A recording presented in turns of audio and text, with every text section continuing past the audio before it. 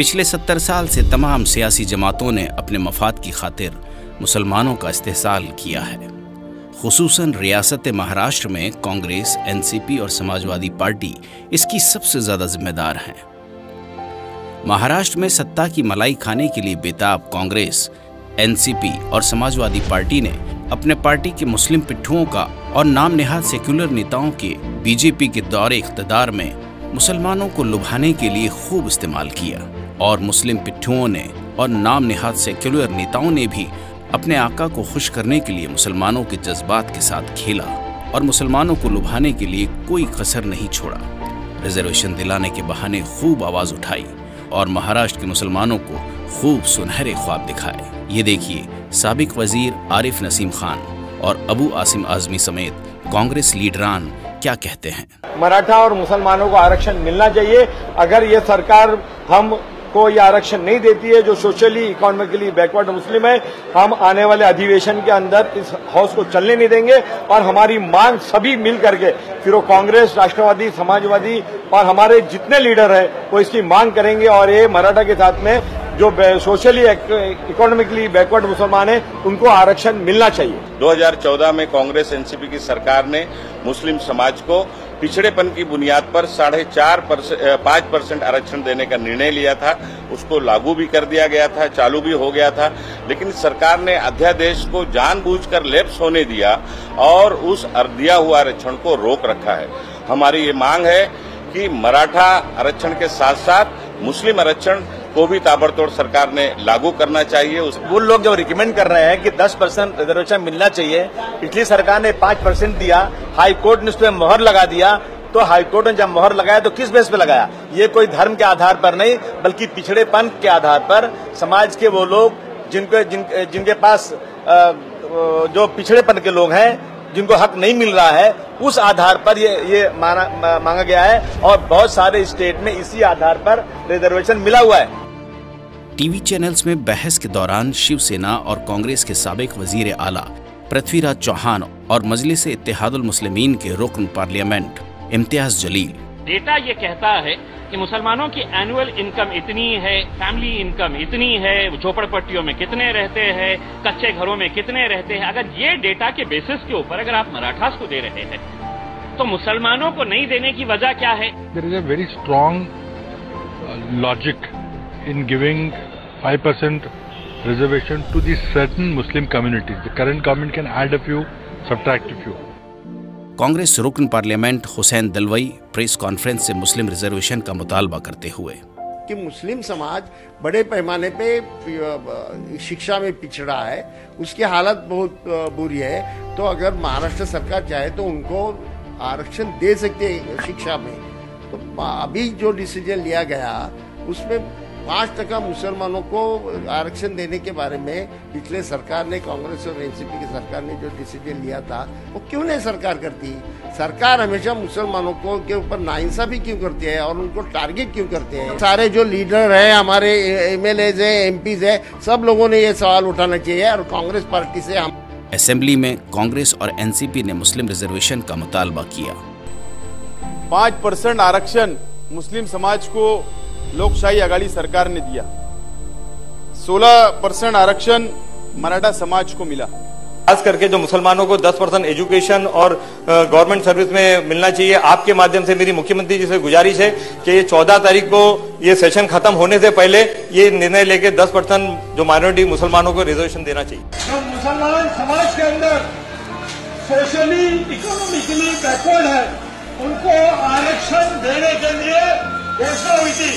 Mumbai high court ने उसको मान्यता दी। अध्यक्ष महोदय, 5% आरक्षण मागच्या सरकारनं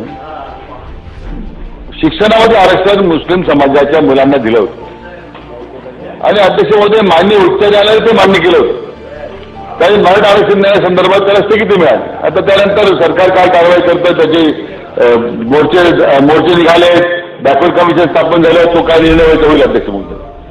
कांग्रेस के साबिक रियासती सदर माणिकराव ठाकरे रिजर्वेशन की हिमायत करते हुए टीवी चैनल पर संदर्भामध्ये आमची भूमिका अत्यंत स्पष्ट आहे। जोपर्यंत हे आरक्षण मुस्लिम समाजांचं त्यांना मिळत नाही तोपर्यंत आम्ही जागोजागी निदर्शनं करू, आंदोलन करू आणि मुस्लिम समाजाला आरक्षण मिळालंच पाहिजे या दृष्टिकोनातून विधानसभेत, विधान परिषदेमध्ये, विधिमंडळामध्ये सुद्धा आम्ही तशा प्रकारचे प्रयत्न केले। साबिक वजीर आरिफ नसीम खान असेंबली में मराठा और मुस्लिम रिजर्वेशन का मुतालबा करते हुए की आम्ही मुस्लिम समाजातील कुठल्याही मागासलेल्या समाजाला आरक्षण द्यायला समर्थन करणार नाही आणि संपूर्ण देशामध्ये हा आम्ही आरक्षण देणार नाही। तर ह्या शासनाची काय मनस्थिती अध्यक्ष महोदय? एनसीपी के वजीर मुंडे मुस्लिम रिजर्वेशन का मुतालबा करते हुए की या मुस्लिम आरक्षणाच्या बाबतीत जे शैक्षणिक आरक्षण धरलेले ते ग्राह्य कोर्टाने धरलेलं आहे आणि कोर्टाच्या आदेशामध्ये 78 क्रमांकाच्या पॅरेग्राफमध्ये स्पष्ट उल्लेख आहे की हे जे मुस्लिम समाजाला आरक्षण दिलेलं गेलेलं आहे ते अतिशय चांगली गोष्ट आहे। या आरक्षणामुळे मुस्लिम समाजातील तरुण तरुणी मुख्य प्रवाहात येतील, पण भाजपचं सरकार मुस्लिम आरक्षण देऊ शकत नाही, आम्ही सुरुवातीपासून म्हणत होतो। रियासती वजीर नवाब मलिक ने भी प्रेस कॉन्फ्रेंस के जरिए रिजर्वेशन की बात की थी और जल्दी से जल्दी करने की बात की थी। मराठा आणि मुस्लिमांना आरक्षण देण्याबाबत घोषणापत्रामध्ये जाहीर करण्यात आला होता आणि राष्ट्रवादी काँग्रेस पक्ष त्याची अंमलबजावणीसाठी कटिबद्ध आहे। आम्हाला आशा आहे की या राज्यामध्ये मराठा समाजाला, मुस्लिम समाजाला आरक्षण देण्याचे निर्णय लवकरच होईल, पण हा निर्णय घेत असताना या राज्यातले schedule caste, schedule tribe, OBC यांचे आरक्षणाला धक्का बसणार नाही आणि ही आरक्षणे राजकीय राहणार नाही। नुसता शिक्षणासाठी आणि नोकऱ्यासाठी ही आरक्षण देण्यात येईल, कारण हे दोन्ही समाज पण इतर समाजासारखा मागासलेला आहे आणि त्या धर्तीवर या दोघा समाजाला आरक्षण देण्याबाबतचा निर्णय आम्हाला लवकरच अपेक्षित आहे। रियासती वजीर जितेंद्र आव्हाड ने भी मराठा समाज के साथ साथ मुस्लिम रिजर्वेशन की बात की थी। अपने हक और अधिकार के लिए मराठाओं ने अपनी जो ताकत दिखाई है उसका अनुकरण करके मुसलमानों ने अपने हक और अधिकार के लिए 7 तारीख को 2 बजे मोर्चा में शामिल होना चाहिए। ये लड़ाई मेरी नहीं है, ये लड़ाई तुम्हारी नहीं है, हम सबकी है। जहां जहां शोषण होता है, जहां जहां समाज पिछड़ा हुआ होता है, उनको ताकत दिखा के सरकार से कुछ लेना पड़ता है। हमारा तो हक और अधिकार है, ये कोर्ट ने हमें 5% का रिजर्वेशन दिया था जो सरकार ने छीन लिया है। हमारे दस्तरखान को हाथ लगाने की हिम्मत ये सरकार ने दिखाई है, क्या हम अपनी ताकत उनको नहीं दिखाएंगे? अगर मराठा 20 लाख में एक हो सकता है, अगर ओबीसी 15 लाख में एक हो सकता है, तो क्या मुमरा में हम एक नहीं हो सकते? तो लेकिन आज जब महाराष्ट्र में वो साहिब मसनद हो चुके हैं तो वो मुसलमानों से किए गए अपने अतीत के वादे को भूल गए हैं। उन्हें याद दिलाना बेहद जरूरी है और मजलिस यही काम कर रही है। मुख्यमंत्री साहब अदालत जब फैसले देती है तो कहीं ना कहीं ये सोचती है कि सर्कमस्टेंशियल एविडेंस बहुत स्ट्रांग है। मुसलमानों को जब अदालत ने 5% एजुकेशन के अंदर रिजर्वेशन की इजाजत दी थी तो कहीं ना कहीं उन्होंने देखा था ये Ranganath Mishra commission, Mahmoodur Rahman commission, Sachar commission ये सरकारों द्वारा अपॉइंटेड किए गए थे। अध्यक्ष महोदय, उस दिन बड़ा खराब लगा जब ये बोल सकते हैं, अबू आसिम साहब बोल सकते हैं, मैं बोल सकता हूँ मुसलमानों के बारे में, लेकिन जब कांग्रेस के आरिफ नसीम खान साहब खड़े रहते हैं और ये गुहार लगाते हैं तो मैं उनसे पूछना चाहूंगा, 15 साल का सो रहे थे आप लोग जब आपके हाथ में सत्ता थी, आपके हाथ में सत्ता थी और मजबूरी थी आपकी बोलिए, आपने राष्ट्रवादी कांग्रेस से पूछना चाहते हैं क्या मजबूरी थी आपकी कि आप हमें आज किस मुंह से आप मांगे हैं? आप ये सिर्फ मुसलमानों से रिश्ता उस हद तक रखना चाहते हैं कि हम चुनाव के वक्त आएंगे, वोट मांगेंगे और वोट मांगने के बाद 5 साल खामोश बैठेंगे।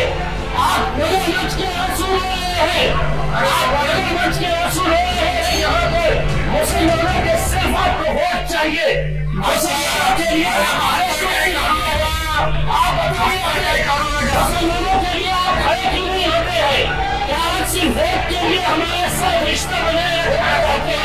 मजलिस की लड़ाई इन्हीं गद्दार और दोगलों के साथ है। वादा शिकन ख्वाब दिखाना ही नहीं था, क्यों वादा किया था जब वादा निभाना ही नहीं था।